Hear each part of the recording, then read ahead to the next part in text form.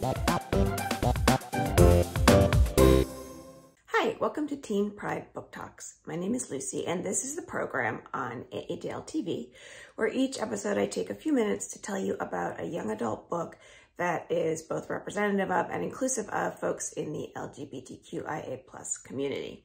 The book that I am going to be talking about today is called Jaya and Rasa, A Love Story, and this is by Sonia Patel. Sonia Patel has an interesting story as an author. She is a practicing psychiatrist. She says she is passionate about working with teens. She also does family therapy, but she mostly helps teens go through some difficult journeys in their life. And both of the characters in this book, Rasa and Jaya, are certainly going through different difficult journeys of their own. So the title of the book sort of indicates that this is going to be a love story between these two main characters. What's interesting about this book is that you will read half the book before Jaya and Rasa ever actually meet. The book is told from a dual point of view, so we alternate chapters, some from Jaya's point of view and some from Rasa's point of view. The book takes place in Hawaii, and these are both high school age students. They don't go to the same school, and they lead very different lives. Jaya is from an incredibly wealthy Indian family whose parents moved to Hawaii from India, and Jaya's parents have the expectation that Jaya will marry into another wealthy Indian family, the perfect Indian man. Always talking about finding this person for Jaya. Jaya's mother watches Bollywood and always comments on how handsome the men are. Meanwhile, Jaya feels connected to those male Bollywood stars, but more in a way in which Jaya emulates them. Jaya wants to be like those men. Rasa lives with her mother and younger siblings in a shack on the beach, and they struggle to make ends meet. Food is not always guaranteed for them. Their mother comes and goes. Sometimes she's gone for a couple days at a time. And when she is around, she's making her money through sex work. This is also something that's forced upon Rasa, although Rasa has the realization that when she engages in this kind of work, she can make money.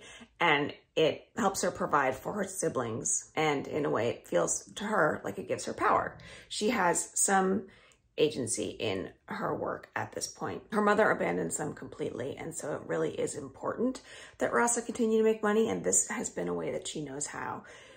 You see as the book goes on that Rasa's mother really groomed her for this. Her mother, when she realized that Rasa was also engaging in sex work, was proud of her and indicated that Rasa was taking the path that her mother had hoped for her. When Rasa's mother abandons them, they eventually get sent to foster care. Rasa and her siblings get split up, and the couple that Rasa goes to sell her essentially to a man who at first just keeps him to herself, but then starts to become her pimp.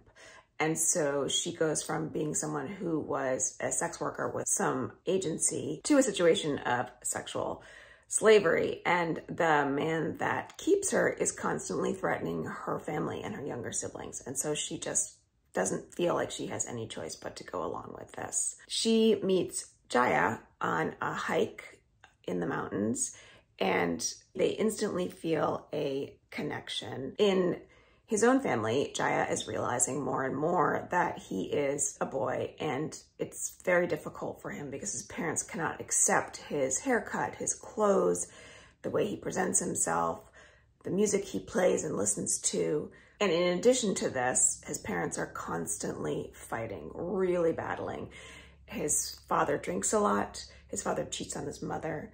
His mother binges and purges. So the home that Jaya is coming from is dysfunctional in many ways. The socioeconomic balance is very different for these two characters, but nonetheless, they feel a connection because they sense in the other one really some broken pieces that need a relationship that provides something to fix that. They also both love Nirvana. So they get to know each other. They discover that they have a very deep connection, that they love each other. And this really helps them both cope. But the problem is that they're both keeping secrets.